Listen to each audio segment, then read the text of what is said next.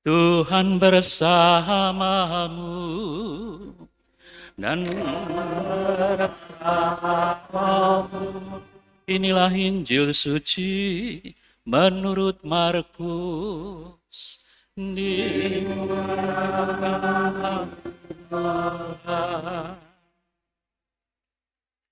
Pada suatu hari, Yesus berangkat meneruskan perjalanannya.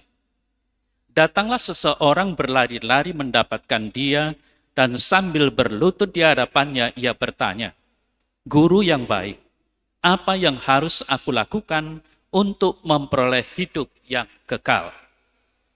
Jawab Yesus kepadanya, "Mengapa engkau katakan aku baik? Tak seorang pun yang baik selain Allah.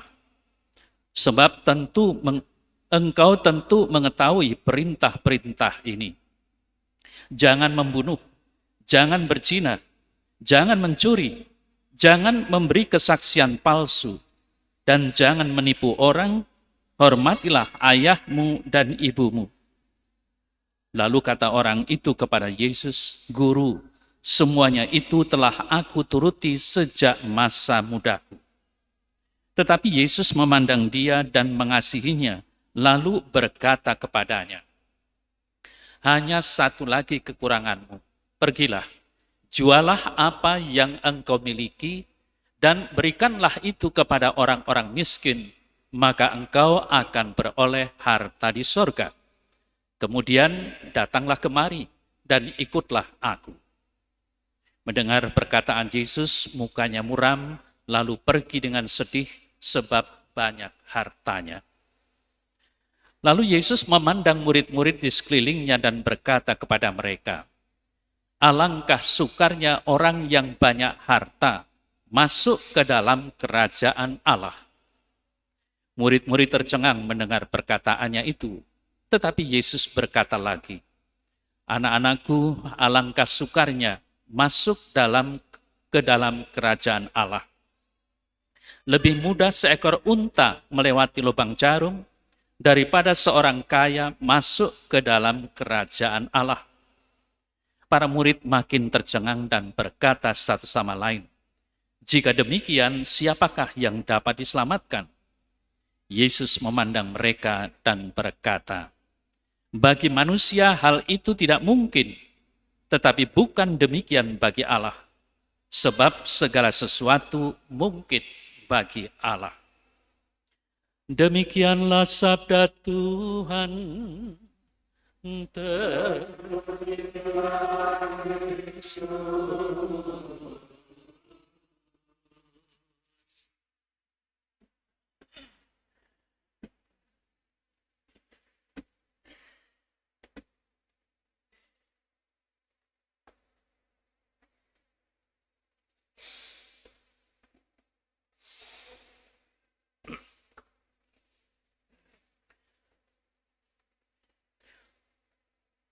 Saudara-saudari yang terkasih dalam Kristus Yesus,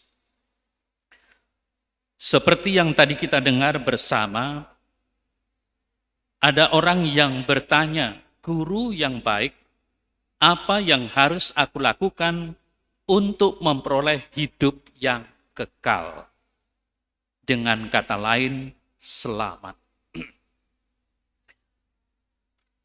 Pertanyaan ini penting mengingatkan kita semua sebagai orang yang beriman, yang beragama, tentu kita mempunyai tujuan akhir yang tidak lain adalah keselamatan. Tetapi kemudian Yesus itu mengingatkan hukum Taurat atau hukum-hukum sebagai orang beriman yang harus dilakukan dan jangan dilanggar. Maka dari itu Yesus mengatakan, "Mengapa engkau katakan aku baik? Tak seorang pun yang baik selain Allah. Engkau mengetahui perintah-perintah ini. Jangan membunuh, jangan berzina, jangan mencuri, jangan memberi kesaksian palsu, dan jangan menipu orang, hormatilah ayahmu dan ibumu." Lalu kata orang itu, "Guru, semuanya itu telah aku turuti sejak masa mudaku." Nah, Kalau dikatakan sudah dituruti sejak masa mudaku, tentu orang ini sudah tua. Nah, apa yang dituruti itu adalah perintah-perintah. Mungkin kalau kita bandingkan dengan kita, dengan mengikuti perintah-perintah itu pasti akan selamat. Tidak mungkin tidak. Tetapi kita harus melihat begini. Pertama-tama, di sini jelas orang ini orang baik. Orang yang selalu melakukan apa yang diperintahkan dalam hukum Taurat. Bahkan juga dikatakan dalam tafsiran-tafsiran bahwa orang ini adalah orang kaya. Nah, karena dia adalah orang kaya, maka berbuat baik itu sebenarnya bukan sesuatu yang sulit. Mau memberikan derma, punya uang. Mau mendermakan harta benda, mereka memiliki. Tinggal sekarang apakah dia orang baik atau tidak, orang pelit atau orang murah hati. Nah, tetapi Yesus yang mengatakan kemudian, hanya satu lagi kekuranganmu.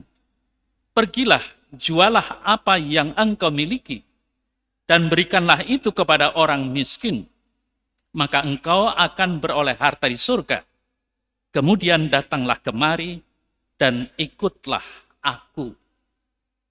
Lalu seperti yang tadi kita dengar, dia bermuka muram lalu pergi meninggalkan Yesus. Dari sini menjadi jelas bagi kita bahwa menjadi orang yang mengikuti Kristus itu harus berani melepaskan segala sesuatu yang mengikat diri kita. Dan itu menjadi syarat. Mengikuti Kristus tanpa syarat. Nah, apakah kita berani melepaskan hal itu? Kita melihat suatu kenyataan. Kita masih hidup di dunia. Kita masih membutuhkan makan. Bahkan sehari-hari kita selalu mencari uang untuk hidup secara berkecukupan. Bahkan orang berlomba-lomba untuk menjadi kaya. Lalu muncul pertanyaan, apakah menjadi kaya itu bertentangan dengan kehendak Tuhan? Permasalahan bukan soal kekayaannya, tetapi sikap hati kita terhadap kekayaan itu bagaimana? Apakah kita mengikatkan diri dengan kekayaan supaya kita memperoleh keselamatan padahal kita orang beriman, padahal kita orang beragama? Atau sebenarnya memang tujuan hidup kita ini tidak lain adalah menjadi orang kaya? Lalu kita ingat akan sabda bahagia yang diucapkan oleh Tuhan Yesus. Berbahagialah orang yang miskin di hadapan Allah, karena dialah yang empunya kerajaan Allah. Apa yang dimaksudkan dengan miskin di hadapan Allah? Ini bukan miskin di hadapan sesama manusia, tetapi miskin di hadapan Allah. Pertama-tama yang harus disadari adalah Allah itu maha segalanya. Berarti segala sesuatu Allah memiliki. Berarti kalau dikatakan kaya, Allah itu yang maha kaya. Lalu bagaimana kita orang beriman? Sebagai orang beriman berarti orang yang percaya kepada Allah. Allah yang mana? Allah yang maha kaya itu. Maka kalau kita sebagai orang beriman sungguh percaya kepada Allah, maka hendaknya kita menggantungkan diri pada Allah, pada kekayaan Allah itu. Itulah sebabnya mengapa kita harus menjadi orang yang lepas bebas, tidak terikat pada kekayaan duniawi, tetapi justru terikat pada kekayaan sorgawi. Maka tadi kita mendengar dengan jelas apa yang dikatakan oleh Tuhan Yesus. Alangkah sukarnya orang yang banyak harta masuk ke dalam kerajaan Allah. Lalu ditambah lagi, alangkah sukarnya masuk ke dalam kerajaan Allah. Lebih mudah seekor unta melewati lubang jarum daripada seorang kaya masuk ke dalam kerajaan Allah. Apa yang dimaksudkan dengan unta yang melewati lubang jarum? Saudara-saudara yang terkasih, bagi saudara sekalian yang pernah ziarah ke Yerusalem, ada salah satu gerbang untuk masuk yang kecil rendah. Maka para penafsir mengatakan bahwa kalau orang mau masuk ke Yerusalem, dia harus menurunkan segala beban dari atas unta atau keledai tunggangan. Lalu unta itu harus merunduk sedemikian rupa sehingga bisa masuk lewat gerbang itu. Apa yang dimaksudkan? Yang dimaksudkan memang kita sebagai orang-orang yang hidup di dunia ini, seperti yang tadi saya katakan, mungkin saja kita mencari harta, menumpuk harta, segala sesuatu dan sebagainya, yang semuanya itu menjadi yang harus kita bawa. Tetapi ketika kita harus memasuki Yerusalem surgawi, semuanya itu harus diturunkan supaya kita bisa masuk ke pintu gerbang surgawi itu. Ini yang dimaksudkan. Lalu bagaimana hal ini ditanggapi? Para murid tercengang dan berkata satu sama lain, "Jika demikian, siapakah yang dapat diselamatkan?" Lalu Yesus mengatakan, bagi manusia hal itu tidak mungkin, tetapi bukan demikian bagi Allah. Sebab segala sesuatu mungkin bagi Allah. Nah, kemungkinan Allah itu sangat mengasihi manusia, maka Allah itu akan menyelamatkan manusia. Tadi saya mengatakan Allah itu maha kaya. Kalau kita mengatakan di dunia ini kekayaan itu bisa menyelamatkan diri kita, tetapi bagaimana untuk masuk ke dalam kebahagiaan surgawi? Hanya Allah yang bisa menyelamatkan. Tidakkah seringkali kita diingatkan kalau ada orang meninggal dimasukkan di peti mati, jangan memasukkan segala sesuatu ke dalam peti itu. Tidak mungkin di dalam alam rohani itu orang menggunakan uang. Tidak mungkin orang menggunakan segala sesuatu yang dipakai di dunia ini. Itulah alam keselamatan. Nah, sehingga saudara terkasih, maka manusia itu sangat tergantung bagi Allah. Allah yang maha kuasa, Allah yang maha kaya, bisa menyelamatkan dan memberi keselamatan kepada kita semua. Lalu pertanyaan berikutnya adalah, apakah mungkin kita bisa selamat? Dan itu yang menjadi pertanyaan para murid pada waktu itu sebenarnya. Siapa yang bisa diselamatkan? Kalau begitu, Allah pasti bisa menyelamatkan. Maka kalau Allah pasti bisa menyelamatkan, apa yang harus kita berbuat sekarang? Di samping kita berusaha, di samping kita berjuang untuk lepas bebas, tidak terikat oleh harta benda, seperti orang yang tadi bertanya kepada Yesus, "Guru yang baik, apa yang harus aku lakukan untuk memperoleh hidup yang kekal?" Maka kita sungguh-sungguh dalam usaha dan perjuangan itu memohon kekuatan Allah. Untuk apa? Untuk supaya usaha dan perjuangan kita tidak sia-sia. Mengapa? Karena jelas orang menjadi, umpamanya orang kaya menjadi orang miskin, pastilah akan hidup yang berat. Kita sendiri yang sudah miskin, sudah hidup berat di dunia ini. Padahal kita ingin selama mungkin hidup di dunia ini untuk hidup bersenang-senang seperti yang kita alami. Karena kita tidak tahu kehidupan ke depan itu apakah seperti di dunia ini? Apalagi dikatakan kehidupan ke depan itu adalah kehidupan yang bersifat rohani. Nah, lalu bagaimana saudara-saudari yang terkasih? Yang jelas apa yang tadi kita dengar dalam bacaan pertama dari kitab kebijaksanaan, dikatakan dengan jelas, aku berdoa dan aku pun diberi pengertian. Aku bermohon dan roh kebijaksanaan pun datang kepadaku. Dialah yang lebih kuutamakan daripada tongkat kerajaan dan tahta. Berarti apa? Tongkat kerajaan dan tahta itu semua bersifat duniawi yang melekat dalam kehidupan kita. Dibandingkan dengannya, kekayaanku anggap bukan apa-apa. Permata yang tak terhingga nilainya tak kusamakan dengan dia. Sebab segala emas di bumi hanya pasir saja di hadapannya, dan perak dianggap lumpur belaka di sampingnya. Apakah kita bisa menghayati hal seperti itu dalam kehidupan kita?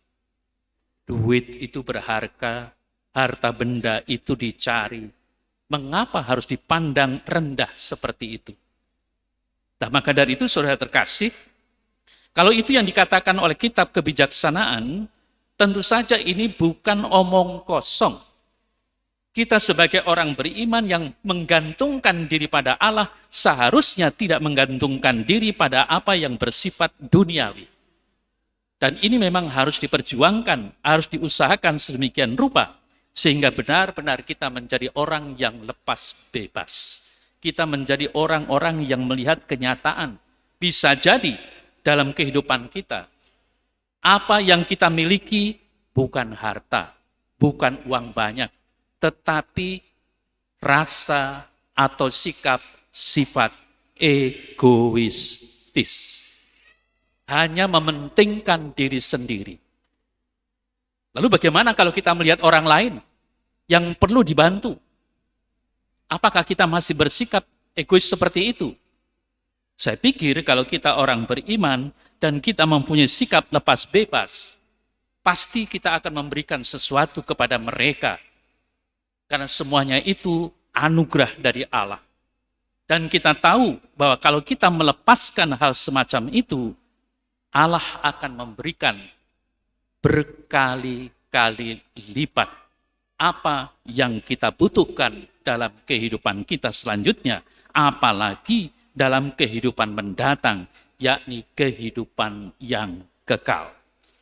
Saudara terkasih, dari apa yang kita dengar dalam warta Injil pada hari ini, jelaslah bahwa jangan kita mengukur keselamatan itu hanya menuruti perintah-perintah, tetapi kita harus mempunyai sikap lepas dan tidak terikat pada apa yang bersifat duniawi.